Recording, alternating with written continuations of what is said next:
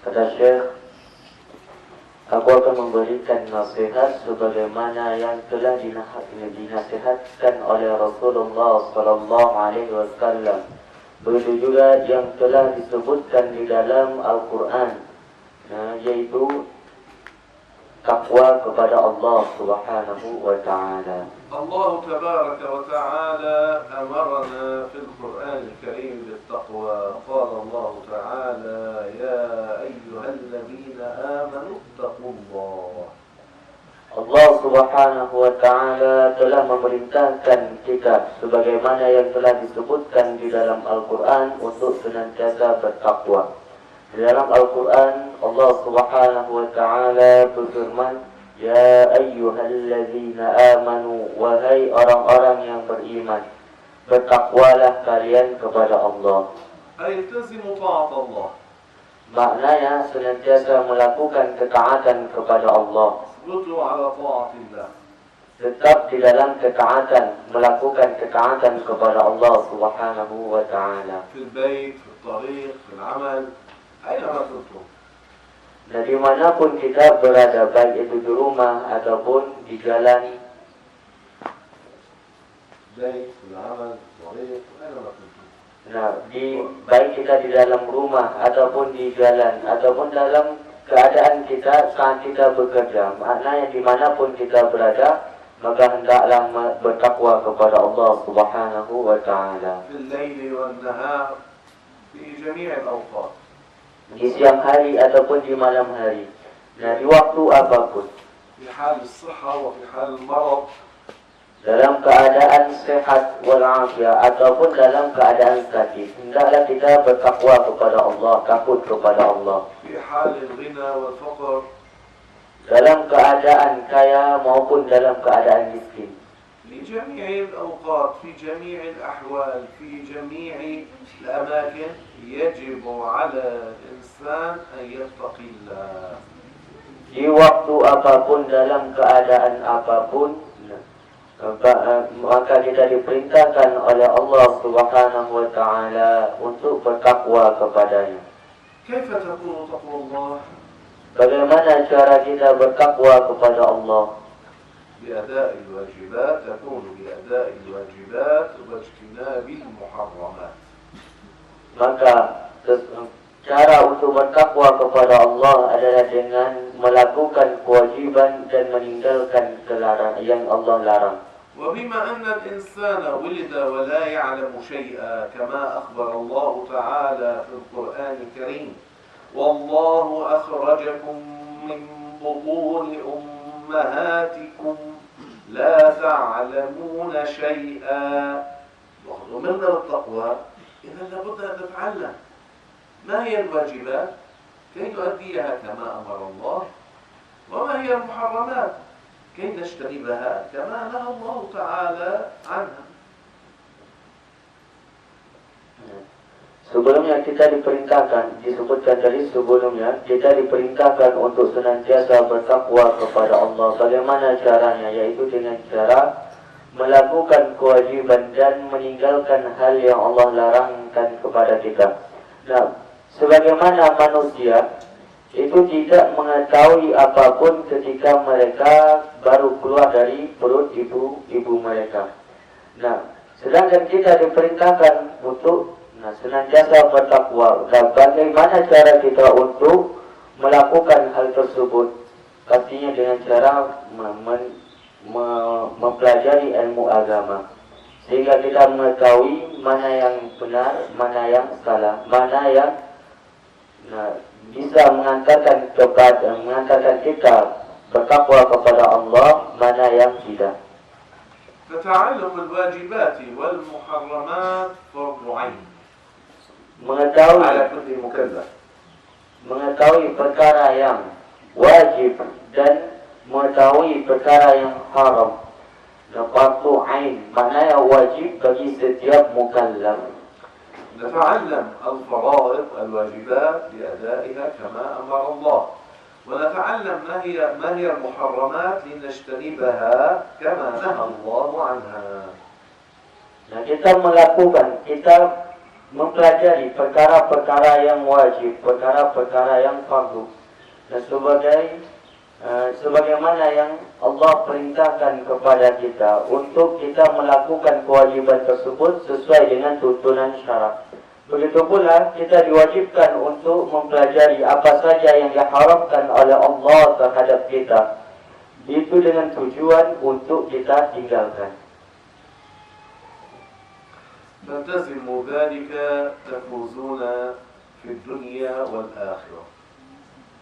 Orang yang senantiasa bertakwa kepada Allah, maka dia akan beruntung di dunia dan di akhirat. نحن نتعلم ما هو الشر والمعاصي ليس لارتكابه بل لتجنبه. لأن من لا يعرف الحرام أنه حرام قد يقع فيه وهو لا يدري أنه وقع في الحرام.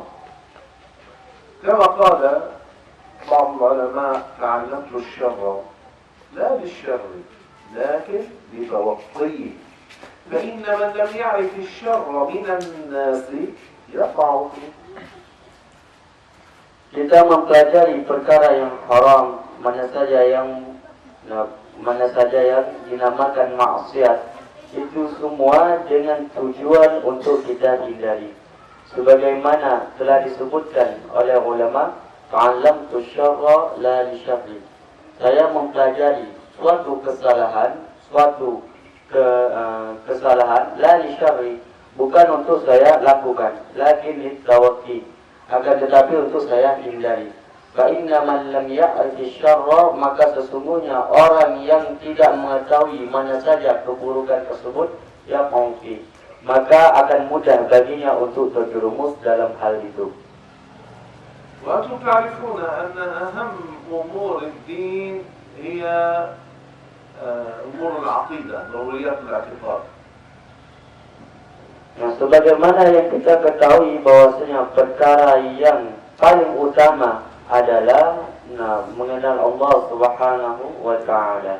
لأن من خالف في أمور الاعتقاد إما أن يكون قد خرج عن دين الإسلام أو يكون واقعا في كبيرة من الكبائر ويستحق دخول النار. Nah, sebagaimana perkara keyakinan merupakan perkara yang paling utama, maka orang yang salah dalam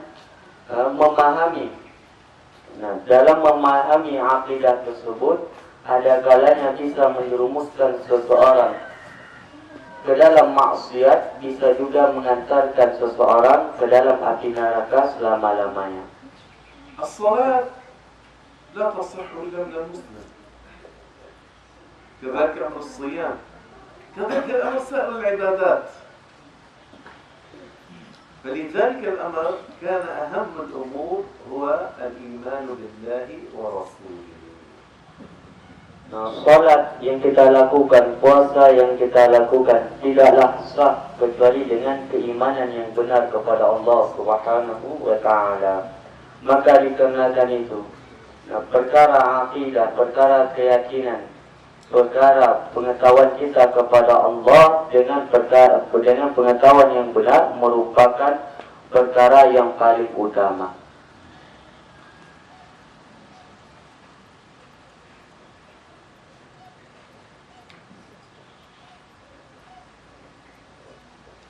تعرفون متى نزلت فرضية الصلوات الخمس؟ متى نزلت فرضية الصلوات الخمس؟ Tahu kapan diwajibkan untuk melakukan salat 5 waktu? Diturunkan kewajiban dalam melakukan salat 5 waktu. متى؟ Kapan?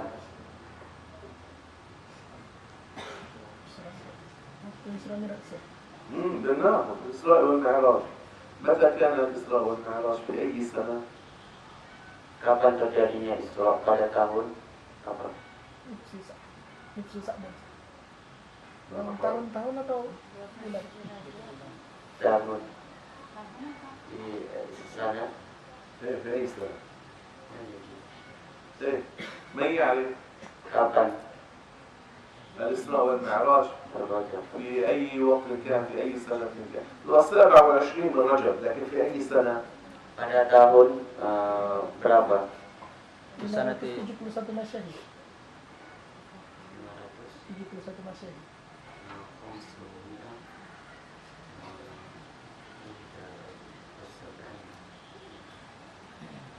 خمسمائة وواحد وسبعون. هذا العام الذي بعث به النبي أول ما نزل عليه الوحي. Ini tahun di mana Rasulullah diutus. لكن متى كان نزلت فرضية صلاة الخمس في أي سنة؟ هو في ليلة الإسراء والمعراج 27 من رجب من السنة الثامنة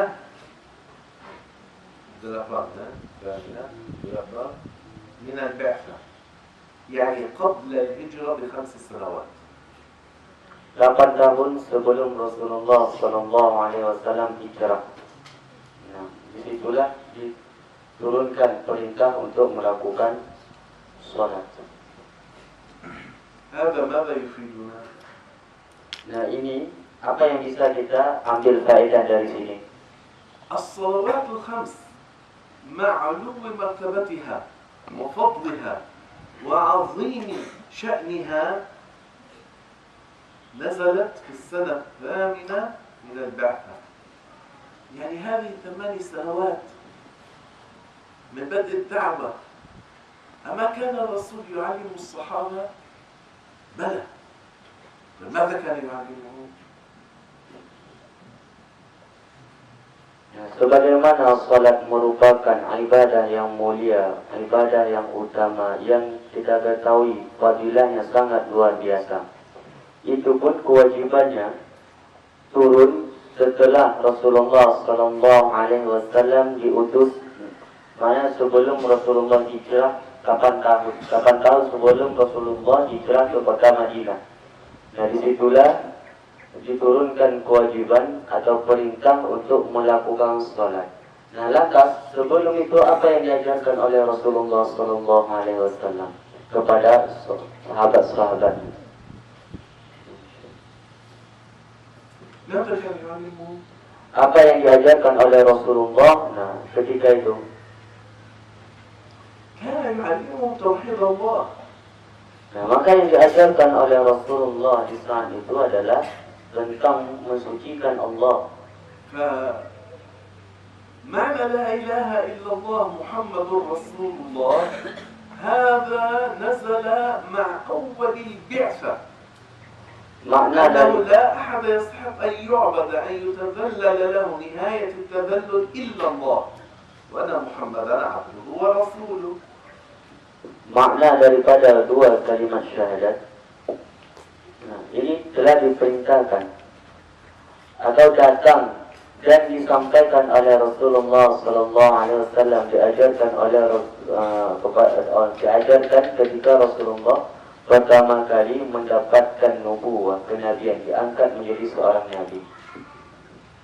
كان يعلمهم أن الأصنام والشمس والقمر والكوكب والنجوم لا تستحق العبادة، المعبود بحق هو الله تعالى فقط.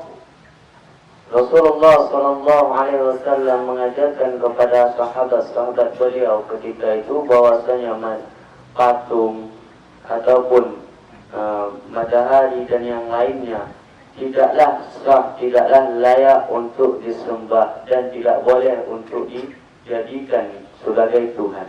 كان يعلمهم أنه يوجد يوم آخر، يوم الحساب، وأن العبد يوم القيامة سوف يحاسب على أعماله وأقواله ومعتقداته. Dan Rasulullah SAW mengajarkan kepada sahabat beliau, umat beliau ketika itu juga berupa adanya hari akhirat, adanya hari pembangkitan, pembalasan dan hari dihisabnya setiap makhluk, dihitungnya setiap makhluk atas apa yang telah mereka lakukan. كان يعلمهم بعض أخلاق المسلمين، حرمة وأد البنات، حرمة السرقة، حرمة الكذب، حرمة الزنا، حرمة اللواط. Nah, begitu juga Rasulullah Sallallahu Alaihi Wasallam telah mengajarkan sahabat-sahabat beliau ketika itu tentang keharaman mencuri, keharaman merampok, keharaman berzina, keharaman. اللواط. Nah, kemudian keharaman menzalimi seseorang dan keharaman liwat.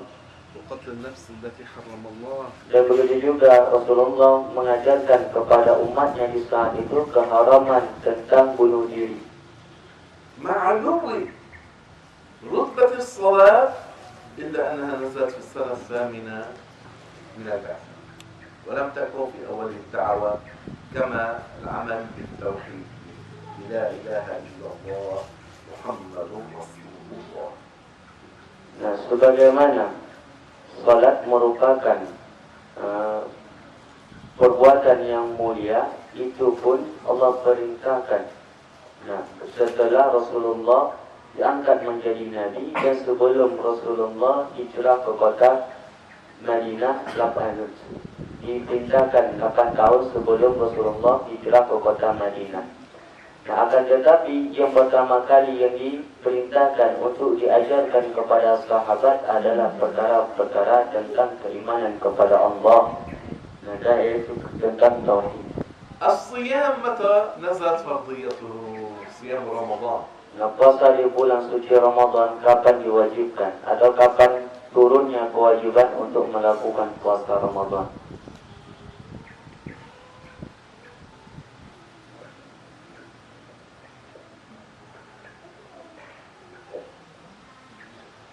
في أواخر شعبان قبيل دخول رمضان بعدة أيام نزلت فرضية الصيام. يعني نزل فرضية الصيام بعد 15 عاما من بدء البعثة. Rasulullah Sallallahu Alaihi Wasallam tinggal di kota Mekah 13 tahun setelah beliau diangkat menjadi seorang Nabi. Nah, kemudian setelah itu Rasulullah Sallallahu Alaihi Wasallam Allah perintahkan untuk hijrah ke kota Madinah. Nah, 2 tahun setelah Rasulullah Sallallahu Alaihi Wasallam hijrah, maka Allah Subhanahu Wa Taala menurunkan perintah kepada umatnya untuk melakukan puasa pada bulan suci Ramadan, tepatnya pada akhir daripada bulan Sya'ban pada tahun kedua Hijriah.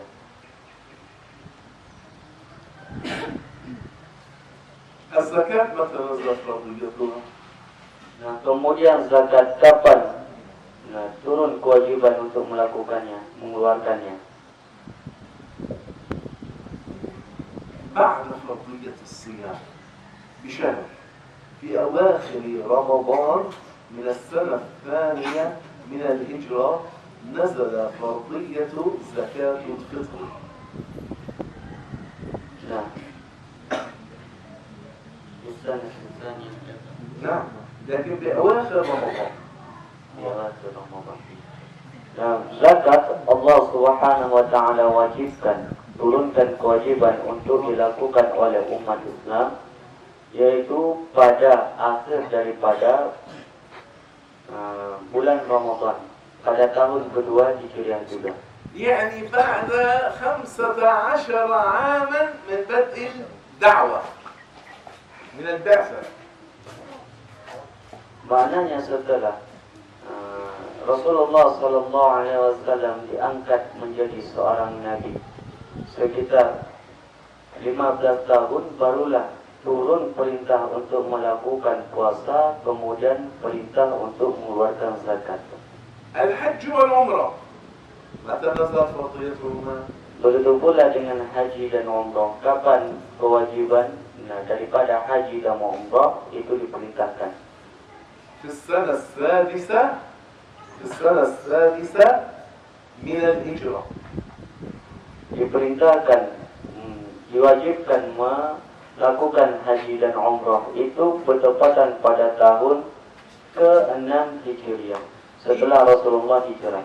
يعني بعد 19 عاما من بدء البعثة. Maknanya setelah setelah 19 tahun Rasulullah diangkat menjadi seorang nabi, barulah diwajibkan untuk melakukan haji dan umrah. هذه أهم أمور الإسلام. شهادة أن لا إله إلا الله وأن محمدا رسول الله، إقام الصلاة، إيتاء الزكاة، صوم رمضان، حج البيت لمن استطاع إليه سبيلا. هذه أهم أمور الإسلام. الذي نزل في أول البعثة هو الشهادتين. أما سائر الفرائض، سائر العبادات، الصلاة بعد 8 سنوات، الصيام والزكاة بعد 15 عاما، الحج والعمرة بعد 19 عاما من بدء البعثة. Nah, 5 perkara ini merupakan perkara yang agung di dalam Islam. Mengucapkan 2 kalimat syahadat, kemudian melakukan salat, kemudian berpuasa pada bulan suci Ramadan, kemudian mengeluarkan zakat, kemudian haji bagi orang yang mampu. Nah, ini semua 5 perkara ini merupakan perkara yang agung di dalam Islam. Adapun yang bersamaan yang diajarkan dan yang diperintahkan oleh Rasulullah kepada umatnya, yaitu mengetahui makna daripada 2 kalimat syahadat. Adapun melakukan salat ini diperintahkan setelah Rasulullah SAW beberapa tahun diangkat menjadi nabi, yaitu 8 tahun tadi setelah diangkatnya Rasulullah menjadi seorang nabi. Nah, kemudian berpuasa dan mengeluarkan zakat barulah diperintahkan setelah 15 tahun Rasulullah diangkat menjadi seorang nabi. Nah, begitu juga melakukan haji dan umrah. Nah, sekitar 19 tahun setelah Rasulullah diangkat menjadi seorang nabi. هذا ماذا يفيدنا؟ Nah, apa yang bisa untuk kita ambil pemahaman daripada ini? هذا يفيد أن النبي عمل بالأهم ثم المهم، درس الأهم ثم المهم. Dapat kita ambil faedahnya bahwasanya Rasulullah sallallahu alaihi wasallam, Nabi Muhammad sallallahu alaihi wasallam itu mengajarkan kepada kita sesuatu yang paling utama, sesuatu yang paling penting dari hal-hal yang penting. بعض الناس يعترضون علينا. Sebagian orang itu membangkang, ya'tariduna alaina, maknanya mengingkari kepada kita. إنه لما أنتم تبدأون بالتوحيد؟ Mereka mengatakan, kenapa kalian memulai dengan mengajarkan tauhid terlebih dahulu? وليس بالصلاة، Kenapa tidak mengajarkan tentang salat terlebih dahulu? ولا بالصيام أو بالحج؟ Kenapa tidak mengajarkan tentang puasa ataupun haji terlebih dahulu? ولا بالصلوات على النبي والذكر؟ Kenapa kalian tidak mengajarkan kepada umat ini tentang salawat dan zikir terlebih dahulu? نحن نبدأ بالعقيدة لأنها أهم أمور الدين. Kita memulai dengan mengajarkan perkara akidah, dikarenakan perkara akidah, mengetahui Allah dengan benar merupakan perkara yang paling utama. لأنها أفضل الأعمال. Dikarenakan beriman kepada Allah dengan benar merupakan amal yang paling utama. كما أخبر الرسول أفضل الأعمال إيمان بالله ورسوله. Sebagaimana yang telah disebutkan oleh Rasulullah sallallahu alaihi wasallam, afdalul a'mal, amal yang paling utama, imanun billahi wa rasulih, yaitu beriman kepada Allah dan juga beriman kepada Rasulnya. نحن بذلك نقتدي برسول الله صلى الله عليه وسلم. Maka dengan mengajarkan ilmu tauhid, ilmu tentang mengenal Allah dengan benar terlebih dahulu, itu sama saja kita mengikut perintah Rasulullah, mengikut apa yang diajarkan oleh Rasulullah. فالرسول أول ما علم ما علم الصلاة والصيام والزكاة والحج بل علم معنى الشهادتين. Rasul ketika beliau pertama kali diutus tidaklah mengajarkan pertama kali tentang salat, tidak juga mengajarkan tentang puasa, tidak juga mengajarkan tentang zakat. Tapi apa yang diajarkan oleh Rasulullah di awal beliau diangkat menjadi seorang nabi, yaitu tentang mentauhidkan Allah Subhanahu wa taala, mengesahkan Allah Subhanahu wa taala. علم أمور الاعتقاد. علم أمور الاعتقاد. Mengajarkan umatnya tentang permasalahan akidah, permasalahan keyakinan. فنحن نقتدي برسول الله، نلتزم بما ورد في القرآن. Nah, maka dikarenakan Rasulullah mengajarkan umatnya untuk pertama kali permasalahan akidah, mensucikan Allah, kemudian mengajarkan bagaimana cara kita mengenal Allah, maka dengan itu pula lah kita mengikut apa yang telah diajarkan oleh Rasulullah. Allah Ta'ala قال لقد كان لكم في رسول الله أسوة حسنة. رسول الله أسوتنا قدوتنا، ليس مجرد آية نذكرها ونحن نصلي أو نقرأها في القرآن، بل هي نهج حياة علينا أن نلتزم به، أن نقتدي برسول الله، أن نبدأ بما بدأ به رسول الله.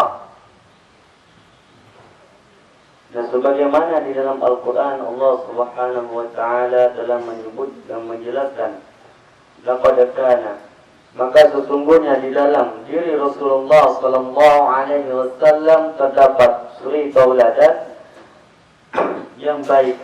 Maka dari Rasul tersebut itulah yang kita ikuti.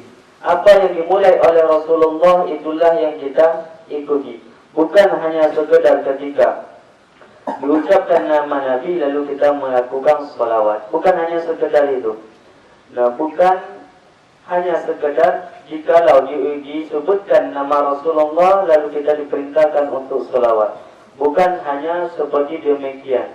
Akan tetapi sebagaimana yang dijelaskan oleh Al-Quran bahwasanya di dalam diri Rasulullah sallallahu alaihi wasallam terdapat suri tauladan yang harus untuk kita ikuti.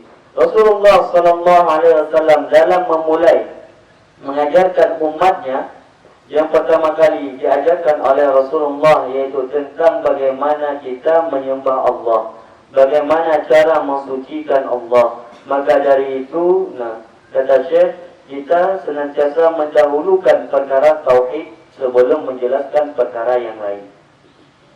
Allah Ta'ala qala fa'lam annahu la ilaha illallah wastaghfir li dhanbika walilmu'minina walmu'minat. فاعلم أنه لا إله إلا الله، اثبت يا محمد على اعتقاد أن لا إله إلا الله، يعني بدأ بالعقيدة بلا إله إلا الله، وهذا إشارة إلى علم التوحيد، إلى علم الاعتقاد. ثم قال واستغفر لذنبك وللمؤمنين والمؤمنات. الاستغفار إشارة إلى علم الفروع، فيبدأ الشخص بالأصل الذي هو الاعتقاد، ثم بعد ذلك يتعلم سائر ضروريات أمور الدين، الأهم ثم المهم. Di dalam Al-Quran Allah Subhanahu wa taala berfirman, fa'lam maknanya fasbut, tetaplah. Fa'lam annahu la ilaha illallah, maknanya fasbut ya Muhammad, tetaplah wahai Muhammad dalam meyakini bahwasanya tiada Tuhan yang berhak untuk disembah kecuali Allah. Wastaghfir li dzambika walil mu'minina wal mu'minat. Nah, potongan ayat pertama ini menjelaskan tentang masalah la ilaha illallah, yaitu masalah tauhid.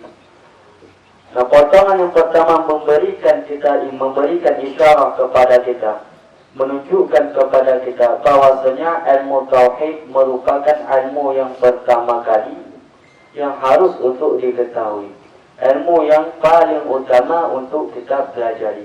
Kemudian wastaghfir li dzambika walil mu'minina wal mu'minat. Nah, potongan ayat kedua ini menunjukkan bahwasanya setelah mengetahui dengan benar tentang keyakinan kepada Allah dan Rasulnya, barulah mengetahui perkara-perkara buruk yang lain, yaitu perkara seperti solat dan yang lainnya.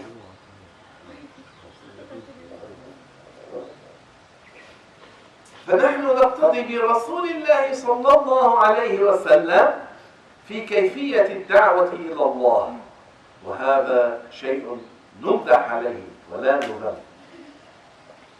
Nah, kita mengikut Rasulullah Sallallahu Alaihi Wasallam dalam melakukan menyebarkan dakwah, dakwah agama Islam ini. Rasulullah pertama kali beliau berdakwah yang beliau ajarkan yaitu perkara tauhid. Dan perkara yang seperti ini perkara yang dipuji oleh Rasulullah Sallallahu Alaihi Wasallam. هذا هو الطريق الصحيح. Dan cara yang seperti inilah cara yang paling benar. قالوا لي أن أقف عند السادسة وقد صارت السادسة. قالوا لي قلت لي أن أقف عند السادسة الدرس والآن صارت الساعة السادسة. هل أحد سؤال أو استراحة أو استفسار؟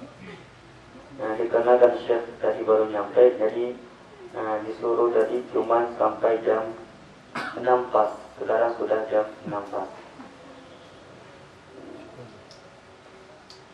Maka dari itu kalau ada pertanyaan kata Syekh silakan bertanya.